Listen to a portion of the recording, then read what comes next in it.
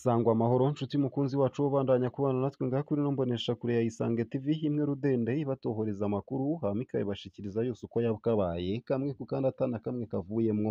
Ndaguhaye ikaze, ndaguhaye mwaramutse cange mwiriwe bivanye naho udukurikira uherereye kuri uwu munsi wa kabiri w'igenekerezo ry'icumi z'ukwezi kw'icenda umwaka w'ibihumbi 2023.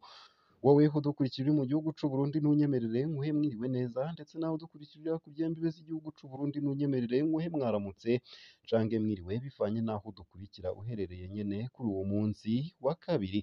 Nkawe udukurikira uri mu gihugu kibanyi c'u Rwanda, mu gihugu kibanyi ca Repubulika Iharanira Rusangi ya Kongo, mu gihugu kibanyi ca Uganda, mu gihugu kibanyi ca Tanzania ndetse na Kenya, mwese ndabahaye ikaze nanabakengurukira cane ngaha kuri ino mboneshakure imwe rudende ibatohoreza amakuru aba ariko aravugwa mu bisata bitandukanye nk'igisata c'indero, igisata ca politike, igisata c'agateka ka zina muntu, igisata c'umutekano, igisata c'amagara y'abantu, igisata c'ubutunzi, igisata c'imigenderanire n'ayandi makungu, igisata c'uburimyi n'ubworozi kumwe n'ibindi bisata bitandukanye nyene, hama ikayabashikiriza yose kamwe ku kandi, umwanya ku mwanya kandi nyene ku gihe.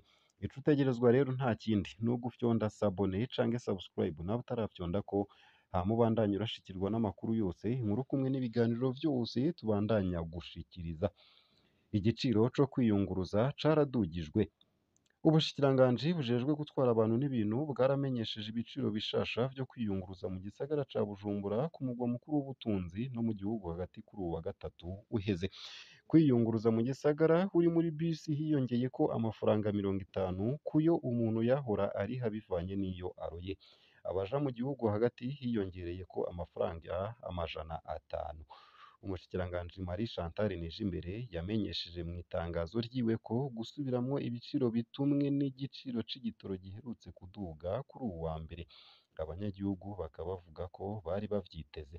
Nta nkeka ibifungurwa n'ibindi bidandazwa vyankenerwa bizoca bizimba. None nk'ubu tugiye kuba abande? Ivyo ni ibivugwa n'abanyagihugu bababaye. Abandi bo bakaba bavuga ko badatahura intumbero leta ifise. Abakozi ba leta bo bakaba bavuga ko leta ishaka kugarura amafaranga yasohoye mu bijanye na politike y'imishahara yashizeho kuva muri mukakaro guheze. Ibiciro vy'ibindi vyose bikenewe kurusha bizoca biduga kuri urwo rugero nk'uko bivugwa n'abakozi ba leta bihebuye. Igiciro co kwiyunguruza caheruka kuduga mu kwezi kwa mukakaro uyu mwaka, vyatumye haduga igiciro c'isukari, isima n'ibinyobwa bisanzwe bikenye mu Burundi. Nayo kandi abaforoma 5 barahagaritswe mu kazi bagirizwa kugurisha imiti. Aho ni mw'ikambi ihaye indaro impunzi mu gihugu ca Malawi mw'ikambi ya Zareka. Urugendo rutategujwe rwarakozwe mw'ikambi ya Zareka n'indongozi za HCR n'ubushikiranganji bujejwe amagara y'abantu muri district ya Dowa. Bashaka kwirabira ibijanye n'ubukene bw'imiti kuri ivyo bitaro vyo mw'ikambi. Bamwe mu bakozi b'ivyo bitaro barahagaritswe bagirizwa kugurisha imiti. Uwo murwi wari ugizwe n'uwurongoye ibikorwa vya HCR muri Malawi, abajejwe gukingira impunzi hamwe n'abarongoye ibitaro bikuru vya Dowa, akarere k'ubuvuzi gatwarwamwo ibitaro vya Zareka. Baragendeye ikigo c'ubuvuzi c'ikambi aho bumvirije ibibazo vy'abaserukira impunzi mu nama yo guhanahana ivyiyumviro ku bibazo vyari bitanguye gutera amakenga mw'ikambi. Aha ubukene bukabije bw'imiti bumaze amezi arenga 6. Abaforoma badutegeka kuja kugura imiti twandikiwe mu maduka y'imiti yigenga. Ikindi nta bantu bakirungika kurindi vuriro ngaha. Batubwira ko Rusesabaniha hitagira igitoro, bakadusaba kugura essence. Ivyo vyose bikaba kandi turi banaho nikora, kuko akaba ariko basiguye. Hari impunzi zitari munsi ya 5 zapfuye, muri abo hakaba harimwo umukenyezi yibungenze. Ivyo vyose vyabaye kubera kutitaho akazi no kwakira abantu nabi biranga abaforoma. Rero tubasaba ko mwotorera umuti kino kibazo kuko nimwe mwatumye ibi vyose biba. Uko akaba ariko vyashigikiwe cane n'abaserukira impunzi. HCR n'abaserukira ubuvuzi mu karere ka Dowa ntibaciye hirya no hino inyuma yaho abakozi babifisemwo uruhara babuze insiguro zihagije. Mwarananiwe gukora ivyo mujejwe, rero mutegerezwa kwemera ingaruka. Uko akaba ariko uwo murwi washikirije ukomerwa amashi n'impunzi za Zareka. Ingingo zo guhana zarafashwe. Abaforoma bane harimwo impunzi zibiri barahagaritswe hamwe n'umudereva wa Rusesabaniha y'ikambi. Aba mbere bagirizwa igurishwa ry'imiti, uwa kabiri urudandazwa rw'ibitoro bigasigurwa n'indongozi z'impunzi. Mu baforoma bahagaritswe umwe yari afise iduka y'imiti yigenga mu ikambi nayo nyene yaciye yugarwa. Uwo murwi urahumuriza ababa muri iyo kambi ko gushika muri Munyonyo ibibazo bizoba vyatoye umuti, ububiko bwuzuye imiti n'igisata c'indembe gikora. Impunzi zirashima ingingo zigasaba HCR kubikurikirana, zikanasaba kandi ko hoshirwaho irindi vuriro ritoya kuko ikambi yaguka n'ingoga. Mu gihe yubatswe igenewe kwakira abantu ibihumbi 10, ikambi ya Zareka ikaba iharurwamwo ubu ibihumbi birenga 50 vy'impunzi ziva mu bihugu vyinshi vya Afurika harimwo ibihumbi. Nayo mu yandi makuru kandi nuko mu ntara ya Muyinga ibitari bike vyononekaye kubera imvura nyinshi. Amazu n'imirima y'ibiterwa vyarononywe n'imvura yaguye ivanze n'urubura ku muhingamo wo kuri uwa kabiri muri komine Butihinda, intara ya Muyinga mu buraruko bushira ubuseruko bw'Uburundi. Abanyagihugu bakaba basaba imfashanyo yihuta.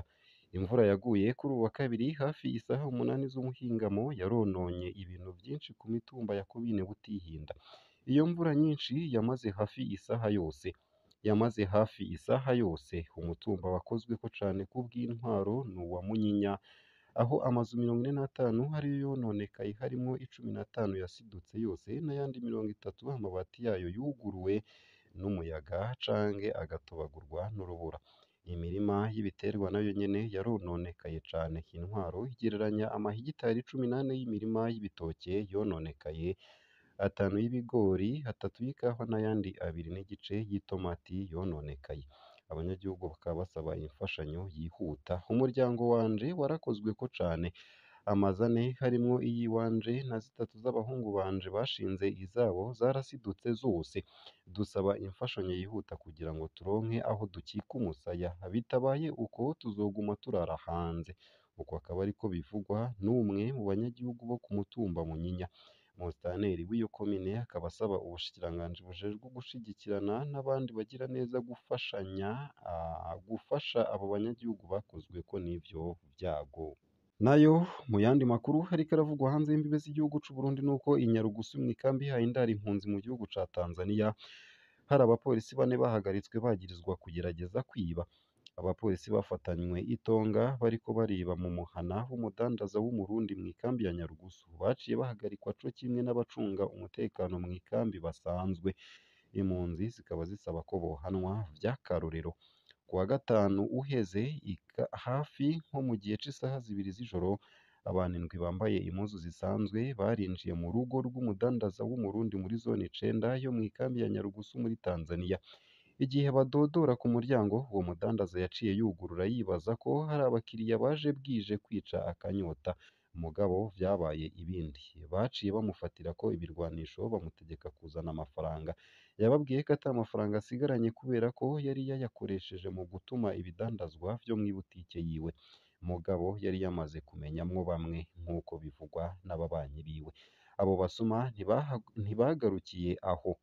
Bategetse ko azana amashiringi ya Tanzania ibihumbi 400 atari uko bamwice. Yarabatakambiye ababwira ko ashobora kuronka igice cayo. Baciye bamureka arinjira mu nzu kugira ngo ayazane, bikavugwa n'ababanyi. Ashitse mu cumba ciwe, Gasongo ntiyatevye yaciye ahamagara uwurongoye igipolisi gicunga ikambi co kimwe n'uwurongoye abafasha mu mutekano w'ikambi basanzwe. Nabo baca barabanguka barahashika. Abapolisi baciye baza muri zone y'icenda kwa Gasongo bakikuza urugo. Harahatswe kuba ukurasana, mugabo bamwe indwi baciye bemera barishikana. Baciye babambika amapingu babatwara mu muduga w'igipolisi. Bikavugwa n'abanyagihugu bavyiboneye. Ubu bakaba bafungiwe mu gashoko mw'ikambi. Impunzi zikaba zisaba ko bohanwa vy'akarorero. Twahavuye twumva ko hari abapolisi batwiba bakatwica kandi aribo bategerezwa kudukingira, none bafatanywe itonga. Turasavye bahanwe bimwe vy'akarorero. turafise amakenga ko uwo mudandaza ashobora kugirirwa nabi kubera kwihora kuko akaba ariko bavuga mu ntango z'uku kwezi umunyamabanga mwishikira ajejwe impunzi mu bushikiranganji bw'intwaro yo hagati mu gihugu Sudi Mwakibasi yari yamenyesheje ko hari amabakorerwa impunzi z'abarundi bigizwe rimwe na rimwe n'abapolisi aca yemera ko ibintu bigiye guhinduka avuga ko abakora bene ayo mabi bazohanwa vy'akarorero impunzi z'i Nyarugusu aho Sidi Mwakibasi yavugiye iryo jambo zikaba zisaba ko amajambo yojana n'ingiro Nyarugusu rero womenya ko hirimwo impunzi ibihumbi 110 abarundi barenga ibihumbi 50 akaba ari bo bayirimwo nayo abasigaye bakaba hari abakongo mani